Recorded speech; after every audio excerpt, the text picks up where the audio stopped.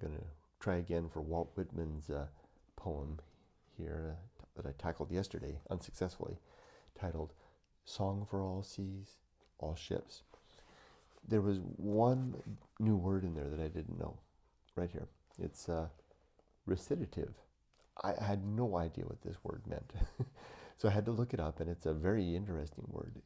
It's the it's a form of speech when singing, when you go into more narrative mode. So imagine instead of going with a la, la, la, but instead just kind of doing more spoken word during the song, that's a recitative, is the effort to, where the effort is more on communication, the message, than the tone and the sound so much. So it's like an aside, almost like rapping in a way, but not quite, because rap has that tone as well, but like a little speech in a song. So this is very interesting. Whitman seems to be describing this poem as a recitative, to be spoken word rather than anything else, or maybe an aside from the music of life. Let's give it a try. It's a tricky poem. I didn't understand it yesterday when I read it. Let's try it again.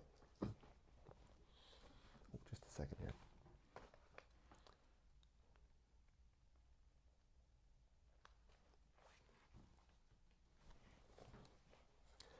Song for all seas, all ships.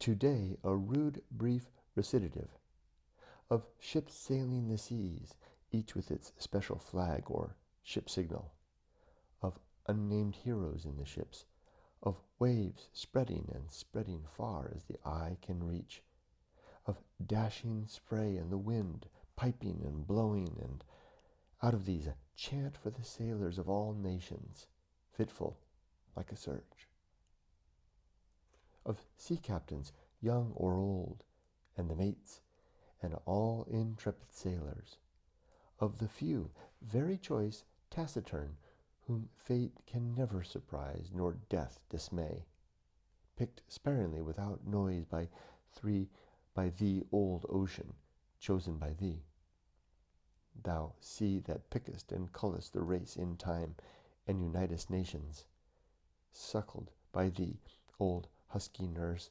embodying thee, indomitable, untamed as thee. Ever the heroes on water or on land, by ones or twos appearing, ever the stock preserved and never lost, though rare enough for seed preserved. Flaunt out, O sea, your separate flags of nations, flaunt out visible as ever the various ship signals. But do you reserve especially for yourself and for the soul of man one flag above all the rest? A spiritual woven signal for all nations, emblem of man elate above death, token of all brave captains and all intrepid sailors and mates, and all that went down doing their duty, reminiscent of them, twined from all intrepid captains, young or old, a pennant universal, subtly waving all time over all brave sailors, all seas, all ships. I get it more than I did yesterday. Talking of the sailing class, the men, in this case, who go to the sea, all about them, and then something greater than them, the universal spirit of sailors. At least that's what I got out of it. Whitman isn't my favorite.